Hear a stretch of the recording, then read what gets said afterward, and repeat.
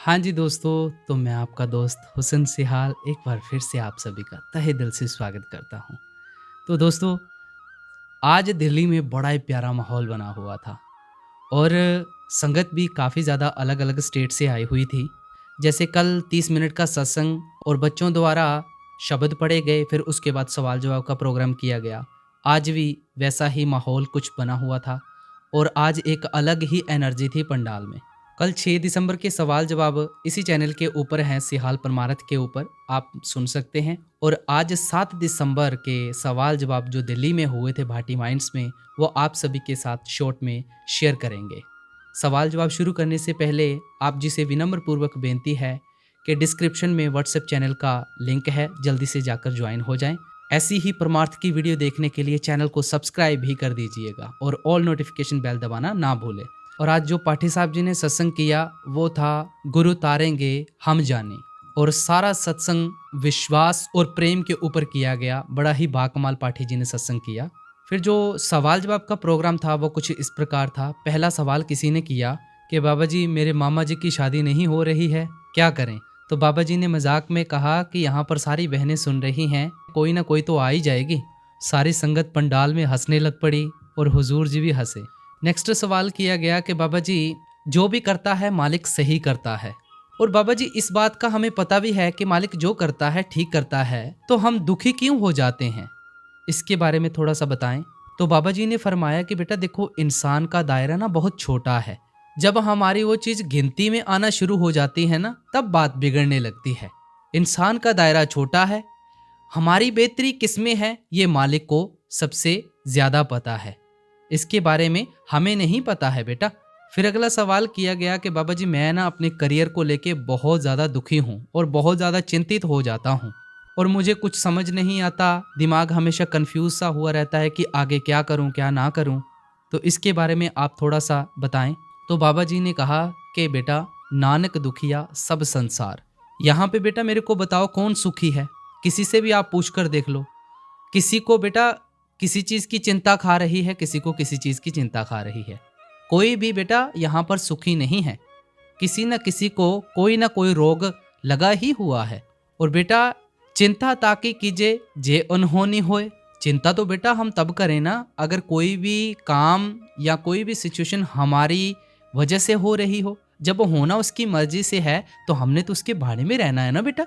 हम तो बेटा सिर्फ मेहनत कर सकते हैं, हमारे बस में सिर्फ वही है। फिर अगला सवाल किया गया कि बाबा जी, मुझे तो नामदान नहीं मिला है, आपसे रिश्ता कैसे जोड़ें? तो बाबा जी ने कहा कि बेटा, अच्छे इंसान बनना है। जब भी हम कोई घर बनाते हैं तो उसकी हम पहले नींव रखते हैं। हम सीधा घर तो नहीं ना बना देते। तो सबसे पहले बेटा हमने अच्छे इंसान बनना है, फिर उसके बाद। और मैं साथ में ये भी नहीं कहूँगा कि बेटा बच्चों में प्यार कम है। जब तक बेटा हमें असलियत का पता नहीं होगा तब तक तो हम निभा नहीं ना पाएंगे। इसलिए बेटा अच्छे इंसान बनना है और अपनी नींव पक्की करनी है। अगला सवाल किया गया कि बाबा जी, कोई हैं बीच में बहुत सारे बोलते रहते हैं कि जो राधा स्वामी होते हैं वो देवी देवताओं की पूजा नहीं करते हैं और देवी देवताओं को भूल ही चुके हैं। तो बाबा जी अब हम उनको क्या जवाब दें? तो बाबा जी ने इसका आंसर बड़े ही प्यार के साथ दिया कि बेटा ऐसी बात नहीं है, हमने ना सीधा मालिक से रिश्ता जोड़ना है। हम तो बेटा सब द्वैत में फंसे हुए हैं ना। कभी बेटा किसी मजहब ने या किसी धर्म ने कहा हो कि मालिक एक या दो है। सभी धर्मों ने, सभी मजहबों ने यही कहा है ना, मालिक तो एक है। हमारे बेटा जितने भी इष्ट आए हैं, हमें तो सिर्फ समझाने के लिए आए हैं। अलग अलग धर्मों के जो संत महात्मा हैं वो हमें समझाने के लिए आए हैं, महापुरुष समझाने के लिए आए हैं। हमने तो उनसे सीखकर उनके बताए हुए मार्ग पर चलना है ना। हमने तो द्वैत की भावना में थोड़ी फंसना है। हमने मालिक से रिश्ता जोड़ना है बेटा। और हमने किसी को जवाब देके क्या करना है बेटा? फिर अगला सवाल किया गया कि बाबा जी, नामदान नहीं मिला है, अंदर कैसे जाएं? फिर बाबा जी ने कहा, ओ शाह साडे तो वख नहीं, बिन शाह दे दूजा कख नहीं, तेरी देखण वाली अख नहीं। बेटा वो मालिक हमसे दूर नहीं है, वो मालिक हमारे 24 घंटे अंग संग ही रहता है, लेकिन उसको देखने के लिए हमारी आंख होनी चाहिए। अभी हम बेटा बाहर मुखी हैं, जब ख्याल को अंतर्मुख करेंगे तब वो आंख से हम मालिक को देख सकेंगे। फिर अगला सवाल किया गया कि बाबा जी, मैं कोई भी काम करता हूँ उसमें मेरे को सिर्फ बुराई ही मिलती है और लोग मेरी बुराई भी करना शुरू कर देते हैं। तो बाबा जी ने कहा कि बेटा देखो, हम ना जल्दबाजी करते हैं। हमने बेटा किसी औरों से क्या लेना है, हमने तो अपने काम के ऊपर ध्यान देना है। कोई बोलता है तो बोलता रहे, कोई बुराई करता है तो करने दो, हमारा उनसे कोई नाता है, हमने उनसे कुछ लेना है? बेटा हमने अपनी मेहनत के ऊपर ध्यान रखना है, अपने काम के ऊपर ध्यान रखना है। दुनिया क्या कहती है इसके ऊपर आपने ध्यान नहीं रखना है। फिर वही भाई ने सवाल किया कि बाबा जी मैं कंफ्यूज हूँ कि मेरी बहन कहाँ जाए, बाहर जाए या पुलिस में जाए? तो बाबा जी ने कहा अगर तो लड़कों को डंडा मारना है तो पुलिस में जाए। फिर इसके ऊपर संगत भी काफ़ी ज़्यादा हंसी।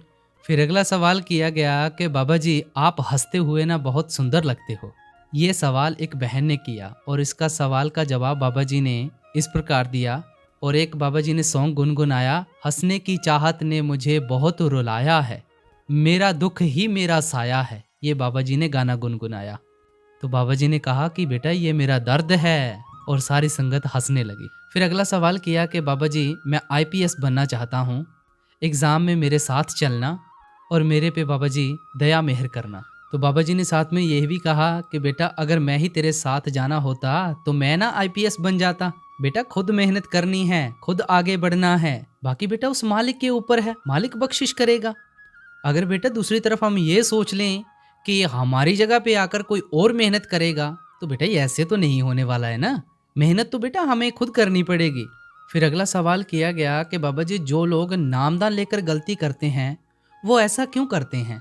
तो बाबा जी ने कहा कि बेटा हमने तो किसी की परख नहीं करनी है ना, वो किस दौर से गुजर रहे हैं, उनकी जिंदगी कैसे चल रही है, हमने उनकी तरफ ध्यान नहीं देना है। हमने तो बेटा अपनी जिंदगी के ऊपर ध्यान देना है ना, हमने तो अपनी करनी है। बेटा कर्मों का कानून तो अटल है, जो करेगा सो भरेगा। हम तो दूसरों की तरफ देखते हैं बेटा, हमने अपनी तरफ भी देखना है ना कि हम क्या करते हैं। कमी हमारे में भी है बेटा, हमने भी अपनी कमियां दूर करनी है और उस मालिक के लायक बनना है। फिर अगला सवाल देवी देवताओं की पूजा के ऊपर किया गया कि बाबा जी हमें देवी देवताओं की पूजा करनी चाहिए या नहीं करनी चाहिए? तो बाबा जी ने कहा कि बेटा कि जरूर करनी चाहिए बेटा, ऐसी बात नहीं है। अगर बेटा हम सोच समझ कर करेंगे तो ठीक है, अगर हम बगैर सोचे ही कदम उठाना शुरू कर दें तो वो तो बेटा बात नहीं ना बनने वाली। हमने असल चीज की पहचान करनी है, हमारा कोई ना कोई लक्ष्य जरूर होना चाहिए। फिर अगला सवाल किया गया कि बाबा जी मैंने अपने गांव में घर बनाया है और मेरे को वहां पर भजन सिमरन करते हुए बहुत ही ज्यादा डर लगता है। बाबा जी ने फरमाया कि बेटा ये तो मन की चाल है, बाकी बेटा जो किस्मत में लिखा हुआ वो होकर ही रहेगा, कोई भी उस चीज को नहीं रोक सकता। फिर अगला सवाल एक थोड़ा सा फनी वे में कहा एक लड़की ने कि बाबा जी अगर मेरी आज पर्ची नहीं निकली तो आज मैं पैक लंच नहीं खाऊंगी। तो बाबा जी ने कहा वो बेटा भूखे रहने से क्या मालिक जल्दी मिल जाएगा? फिर बाबा जी ने एक मर्दाने की कहानी सुनाई। जब पहली पातशाही के साथ मर्दाना जी चलते होते थे तो उन्हें बात बात पे भूख लगना शुरू हो जाती थी। उनकी कहानी आपने सुनी होगी कई दफ़ा। ऐसा ही कुछ बाबा जी ने उनको समझाया, हमने तो बेटा उसकी रज़ा में रहना, उसके हुक्म में रहना है। फिर अगला सवाल एक मौत के ऊपर किया गया कि बाबा जी जब किसी की मौत हो जाती है, क्या जो वो फूल होते हैं हमें क्या ब्यास में ही बहाने चाहिए? तो बाबा जी ने कहा कि बेटा मकसद था कि चलते पानी में कहीं भी बहा दो, लेकिन बेटा अगर आप ये सोचो कि हाँ ब्यास में ही आकर स्पेसिफिक एक जगह ही आकर आप फूल बहाएंगे आपको कोई लाभ मिल जाएगा, तो बेटा इससे कोई मकसद नहीं है, ना ही इससे कोई मतलब है। कोई बोलता है कि हरिद्वार जाकर फूल बरदा दें, कोई बोलता है ब्यास, कोई कहीं कोई कहीं। बेटा चलते पानी में मकसद था कि चलते पानी में बहाने हैं।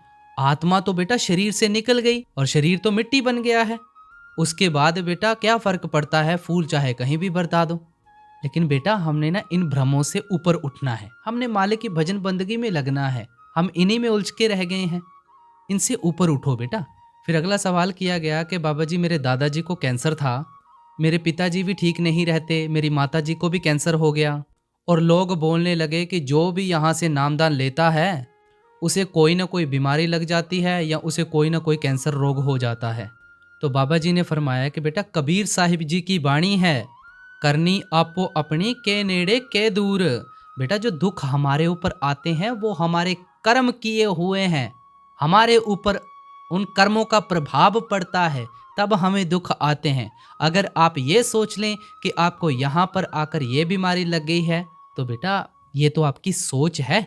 कर्मों का हिसाब किताब बेटा सबने देना है, कर्मों का कानून अटल है, इनसे कोई नहीं बच सकता है। अगर बेटा हम उस अवस्था में पहुंच जाएंगे, हमारा विश्वास बनेगा, तो हमें इन चीजों का ज्यादा असर नहीं होगा। और बेटा दूसरी बात यह है कि जो नामदान नहीं लेते, क्या वो बीमार नहीं पड़ते, उनके ऊपर बीमारियां नहीं आती, सारी उम्र क्या ये यहीं बैठे रहेंगे? बेटा हर एक को जाना है इस संसार से, कोई ना कोई मालिक बहाना बनाता है। फिर एक लड़के ने सवाल किया कि बाबा जी मैं आपके साथ रहना चाहता हूँ।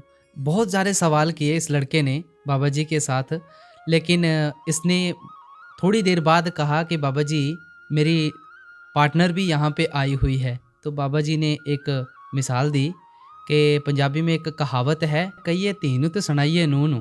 पहला बेटा उसका साथ तो दे लो। सारी संगत जोर जोर से हंसने लग पड़ी। और भी बहुत सारी बातें की थी इस लड़के ने बाबा जी के साथ। पंडाल का माहौल भी काफ़ी ज़्यादा अच्छा बन गया था। तो ये कुछ शॉर्ट में आप सभी के साथ सवाल जवाब शेयर कर दिए।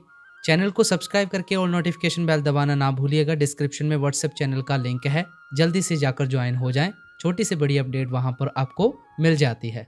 तो मैं आपका दोस्त हुसन सिहाल आप सभी से इजाज़त चाहता हूं। सभी को राधा स्वामी जी।